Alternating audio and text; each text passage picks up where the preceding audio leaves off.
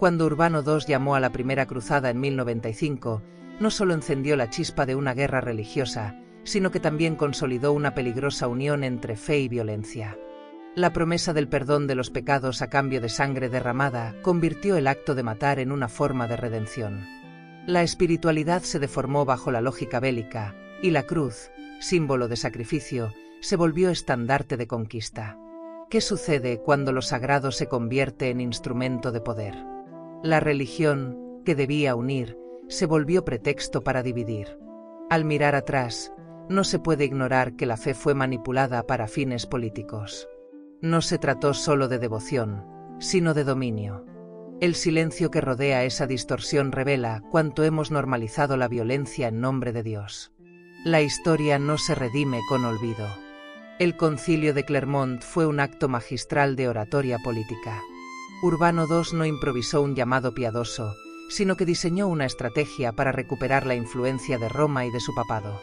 El enemigo común, definido como infiel, sirvió para cohesionar una cristiandad dividida por intereses.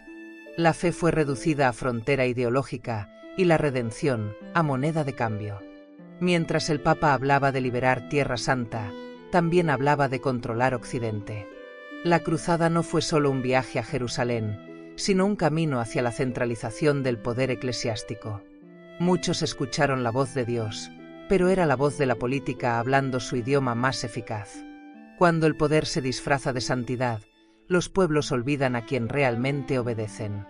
La imagen del musulmán como enemigo surgió con fuerza en los discursos de Urbano II. No se trató solo de una guerra territorial, sino de una construcción narrativa que deshumanizó al otro.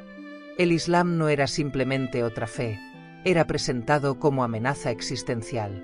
Esa visión sembró siglos de hostilidad, legitimada por la autoridad más alta de la Iglesia. Urbano no solo convocó una guerra, ayudó a moldear una visión de mundo donde la diferencia era peligrosa. Esa mentalidad, aún hoy, persiste en muchas formas de exclusión y sospecha. La cruzada mental fue tan profunda como la militar. Cuando se forma identidad a través del rechazo del otro, la fe deja de ser camino de salvación para convertirse en trinchera. La verdadera amenaza nunca fue el otro, sino el miedo impuesto a conocerlo. La cruzada prometía gloria, fe y perdón, pero llevó a miles a morir lejos de su hogar. Campesinos, soldados y nobles respondieron al llamado sin medir las consecuencias. Muchos no regresaron. Las cruzadas fueron también una forma de canalizar tensiones internas de Europa hacia un enemigo externo. Urbano II ofreció una válvula de escape para una sociedad fracturada. Pero al hacerlo, transformó el dolor colectivo en agresión externa. La fe se volvió una promesa de sentido en medio del caos, pero una promesa que costó incontables vidas. La pregunta incómoda es cuánto sufrimiento humano se justificó por mantener un orden político-religioso.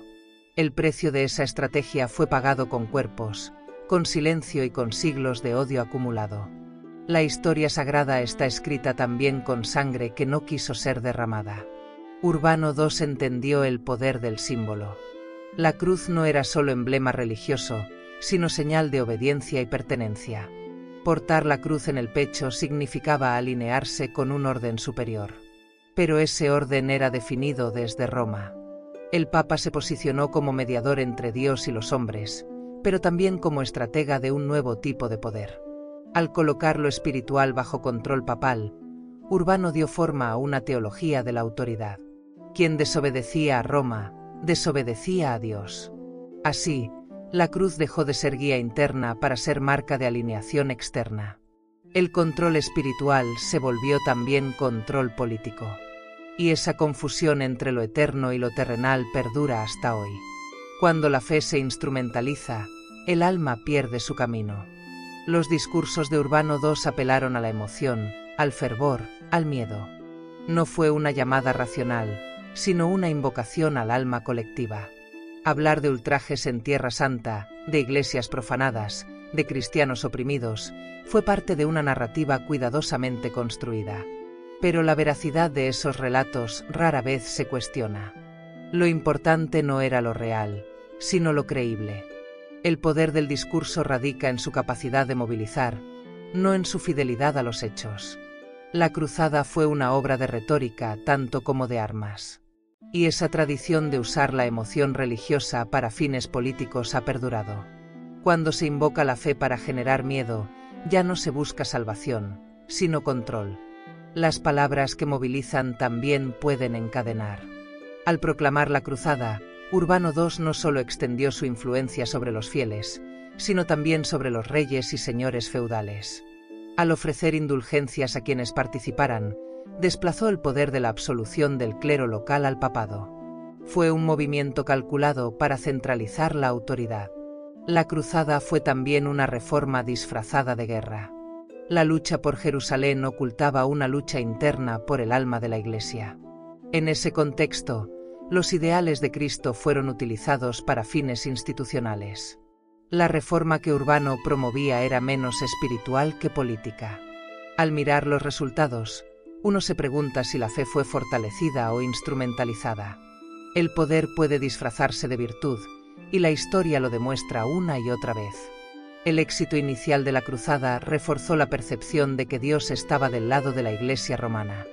La toma de Jerusalén fue leída como confirmación divina. Pero esa victoria trajo consigo masacres indiscriminadas. Miles fueron asesinados, sin importar su fe, edad o condición. ¿Cómo se reconcilia esa violencia con los principios cristianos? Se invocó el nombre de Dios para justificar lo injustificable. El silencio posterior de la Iglesia ante esas atrocidades habla de una moral selectiva. Cuando la fe se alía con la conquista, la misericordia pierde su lugar. La historia cristiana está llena de contradicciones que aún no han sido resueltas. Y mientras no se confronten con honestidad, seguirán repitiéndose. No toda victoria es señal de bendición. Urbano II murió antes de ver los frutos finales de la primera cruzada. No presenció la masacre en Jerusalén, ni el caos posterior en los territorios conquistados. Pero su legado quedó sellado. Mostró que el papado podía movilizar a toda Europa en nombre de una causa. Ese poder, una vez probado, sería difícil de contener.